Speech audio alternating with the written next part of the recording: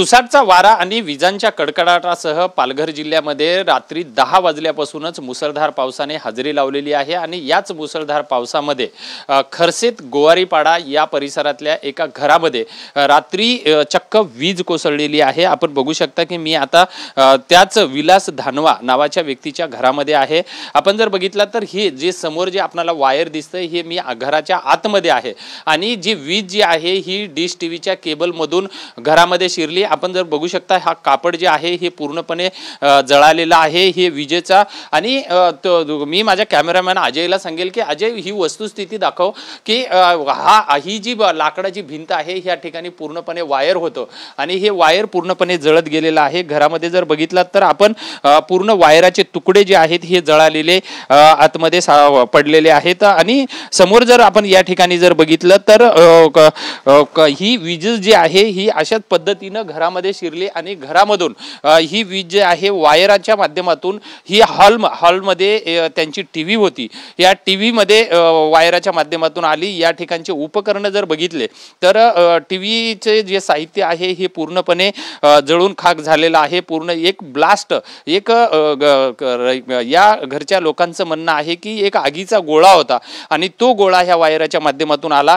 त्याची तीव्रता किती होती आपण या ठिकाणी बघूया की भिंतीला अक्षरशः विटला त्यांनी सुराख पाडून हा विजेचा गोळा जो आहे हा इकडच्या बाजूच्या रूम मध्ये आतमध्ये शिरला होता आणि त्यानंतर हा जो गोळा आहे या ठिकाणी विजलेला आहे। एकंदरीतच या सर्व दुर्घटनेमध्ये जर बघितलं तर घरामधले लहान मोठे असे जवळपास 5 जण जे आहेत हे किरकोळ जखमी झालेले आहेत। आज दिवसभर पालघर जिल्ह्याला हवामान खात्याने रेड अलर्ट दिलेला आहे आणि या रेड अलर्ट मध्ये जवळपास आज सकाळपासून सुद्धा जोरदार पाऊस जो आहे वाऱ्यासह आणि विजांच्या कडकडाटासह या ठिकाणी कोसळताना आपल्याला पाहायला मिळत आहे। मात्र सुदैवाने या सर्व दुर्घटनेमध्ये कोणतीही जीवितहानी झालेली नाहीये। या ठिकाणी जिल्हा प्रशासनाने सर्वांना सतर्कतेचे आदेश दिलेले आहेत आणि विजांचा कडकडाट जोरात होत असल्यामुळे या ठिकाणी मोठी दुर्घटना सुद्धा होण्याची शक्यता होती। मात्र सुदैवाने ही दुर्घटना टळली असल्यामुळे एक समाधान व्यक्त केले जात आहे। व्हिडिओ जर्नलिस्ट अजय मोहितेसह विजय गायकवाड, TV9 मराठी, पालघर।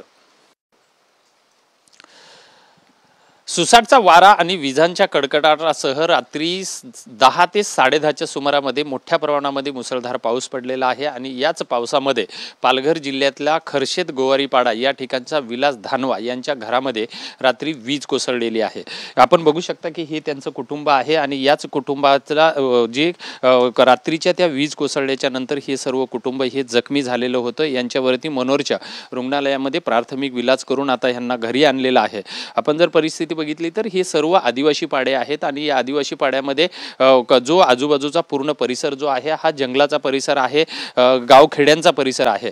रात्री ज्यावेळेस मोठ्या प्रमाणामध्ये पाऊस आणि विजांचा कडकडाट सुरू झाला त्यावेळेस अचानक हा विजेचा गोळा जो आहे हा घरामध्ये शिरला असल्याचं या लोकांचं म्हणणं आहे। माझ्यासोबत या ठिकाणचे काही स्थानिक लोक आहेत। ताई, काय सांगणार की नेमकी काय परिस्थिती होती?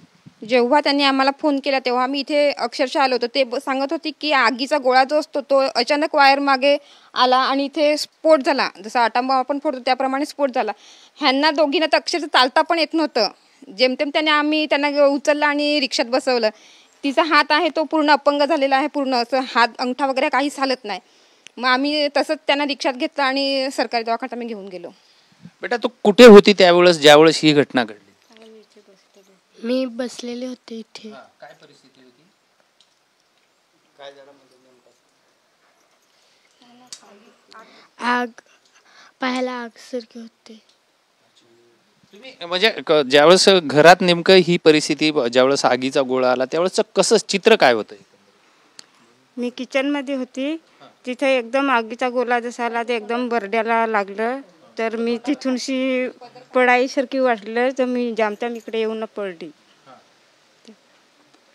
काय सांगता तुम्ही? माझं म्हणणं आहे तिथे मी दरवाजाची तिथेच होती आणि आगीचा डोंबला तिथे माझी पाठीमागं तसा आला, तशीच मी धावपळ करून इथे आली आणि माझी मुलगी होती ती मला धरून ओरडाय म्हणजे जाम ओरडली ती की सांगते आई काय झालं असं। आणि जाम म्हणजे मी भिहाली काय आता माझी बरी गत नाही असं माझ्यावरच अशी धावून तशी आली, पण काही जरा मी वाचली अशी म्हणून तेवढंच। केवढा गोळा होता तो आणि म्हणजे ते प्रसंग कसा होता, ते कसा आतमध्ये आला आणि नेमकं ते प्रसंग कसा म्हणजे तुम्ही पाहिलेला आहे?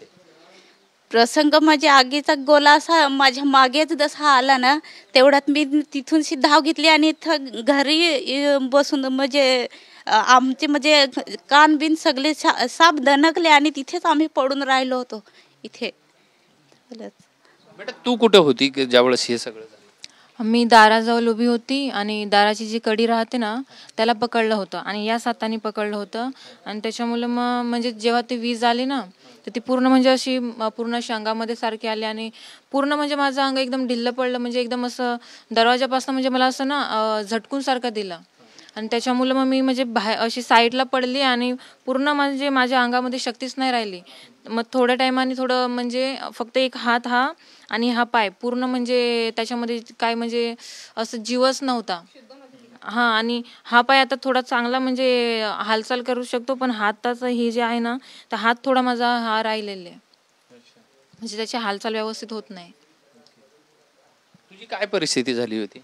मी त्या रूममध्ये होतो उभा आणि तिथे ते पाणी येत होतं ना बाहेरून आत, ते बाहेर आम्ही काढण्याचा प्रयत्न करत होतो आणि तेवढ्यातच एक गोला मोठासारखा आला आणि स्फोट झाला. वळलो तेव्हापासून बघितलं तर एकदम असा तीव्र म्हणजे प्रकाश पडला, तेवढ्यात दिसत नव्हतं मग आणि मोठा ब्लास्ट झाला तर कानाचा आवाज पण नाही येत होता. तिथेच आम्ही उभं होतो. नंतर तिथून दगड आला आणि इथे लागा पायाला थोडासा, काय तेवढंच. काय मोठा असा ब्लास्ट झाला होता का? मोठाच ब्लास्ट झाला. हा तिथून आवाजच नाही, म्हणजे एकदम असा फटांगरा जसा फुटला आणि सर्वांचा आवाजच नाही येत होता कुणाला पण. अच्छा, निश्चित आपण बघितलेलं आहे की हे कुटुंब आहे सुदैवानं या सगळ्या दुर्घटनेमध्ये वाचलेलं कुटुंब आहे. सध्या जर बघितलं तर हे पूर्ण घाबरलेलं कुटुंब आहे. ज्या मुलीला आपण बघू शकता की ती मुलगी जी आहे त्या मुलीचं पूर्णपणे बॉडी जी आहे ही सुंद पडलेली होती, पूर्णपणे घाबरलेल्या अवस्थेमध्ये असल्याचं तिच्याकडून सांगण्यात येत आहे.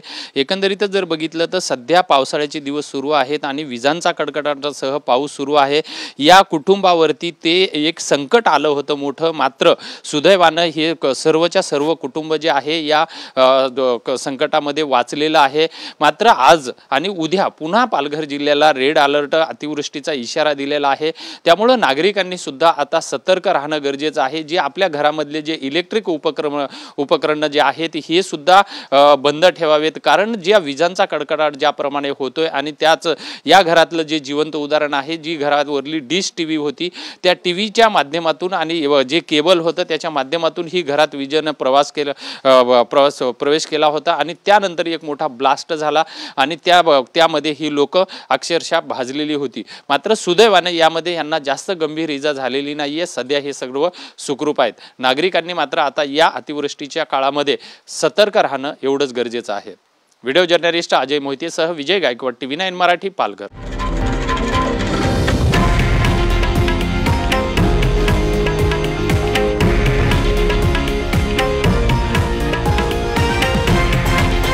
हे आहे देशातील नंबर 1 न्यूज नेटवर्क आणि आपण पाहत आहात TV9 मराठी, एकमेव.